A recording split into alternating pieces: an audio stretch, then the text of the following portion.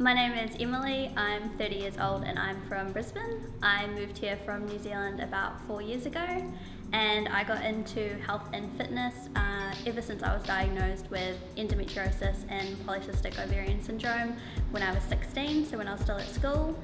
I found going to the gym and eating clean has helped me manage that pain, so I kind of fell into fitness because I needed an outlet, just because I was so frustrated and angry with, I guess, the diagnosis that I got, and as well as just always kind of being in pain and suffering. So I managed to kind of, I guess, get a bit of freedom from going to the gym, as well as just doing something about it and like doing something for me that made my body feel better. So polycystic ovarian syndrome is where you get cysts on your ovaries. So that can cause, it can either like rupture inside your ovaries, which is obviously a pretty big deal. It can also, it makes, for a lot of women, it makes you bloat, and it's just like really painful and crampy periods. So obviously having something like that inside you is not what your body's meant to do, so it's not natural. So you definitely get a lot of pain from that, as well as just cramping, erratic periods, a lot of hormone issues as well. So some women will have kind of overactive hormones, which obviously plays a massive part in weight gain and things like that. So I also have endometriosis, and that is where tissue grows on the outside of the uterus. So you actually have to have an operation to get that cut off, just because that can also cause a lot of bloating and erratic pain also with periods. You also run a risk of becoming infertile, just because if you've got skin growing on the outside of your uterus where it's normally supposed to grow on the inside, that's obviously where you know, then have a baby and all of that kind of stuff. So for myself personally, I've had about 7 operations to remove endometriosis. I've had about 5 operations to remove cysts in my ovaries.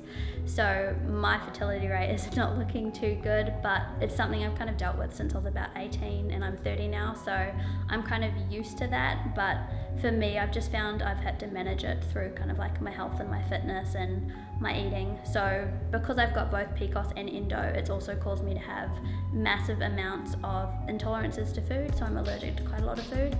So I've then kind of had to tailor my diet really strictly into macro tracked diet as well. So I measure all my food before I eat it. I've got strict meal plans. I've got protein, fat and carb intakes that I have to follow really strictly as well. That's just kind of how I live my lifestyle now. Like, I don't really know any different. So obviously when I first had to do that, I struggled because I was a normal teenager, partying, everything like that. And then when I got diagnosed at 16, 17, it all just kind of changed my life a little bit. I obviously ignored it for quite a while, just because I didn't really want to come to terms that it was happening to me, and I didn't really know what it meant. But as I got older, my symptoms definitely got worse, so I actually had to kind of learn how to manage it better. So from about 23 to 26, I would say, is when I really started to notice the kind of effect that it was having on like me as a person and my emotions and my mentality. So that's where I kind of had to just do better into taking care of myself and going to the gym and actually looking into pain management, because I didn't want to turn to, you know, medication or taking drugs from doctors and stuff, because I wanted to keep my body as natural as I could. Even though I had so much wrong with it, I didn't want to kind of put more into it. So I took a real kind of pure and simplistic approach to trying to overcome the things that were wrong. So rather than just dose up, I just wanted to just overcome things like the healthy way and the right way for myself. So along my journey, when I found kind of like my passion for health and fitness, just through trying to manage everything more holistically without putting any bad things into my body, I also kind of realized the impact that I could possibly have on others through sharing my story and my journey. So I had a lot of people and like friends and family and things reaching out to try and see like how I was coping with it and how I was dealing with all of the pain and stuff without taking drugs or medication.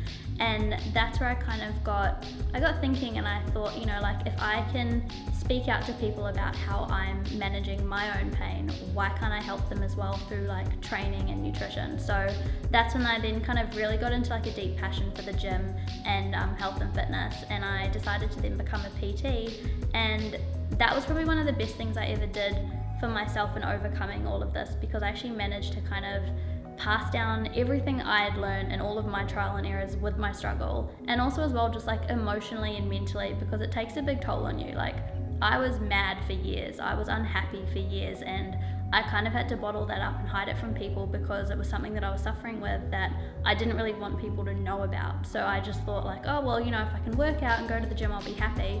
But it ended up being so much more than that. Like I felt like I actually healed myself through training at the gym, and that's where I kind of fell in love with PT and fitness. And when I became a full-time personal trainer, I managed to train a lot of women who had the same kind of issues, and that to me was so rewarding because then I became that support person in their life that was able to help them overcome their struggles. So not only had I overcome mine, but I'd actually managed to pass it on and help people overcome theirs. And I think that was probably the best part about my struggle, because no matter what I was going through, I still had to get up and go to work every day and help someone else with theirs. And whether I was bloated or feeling shitty or having a flare up or crying in the locker room before a PT sesh, I still had to kind of be accountable and show up for other people. And I think that taught me so much resilience in dealing with this disease every single day, and that you're not alone in it, and someone is there that also knows how you feel and you can help them overcome it.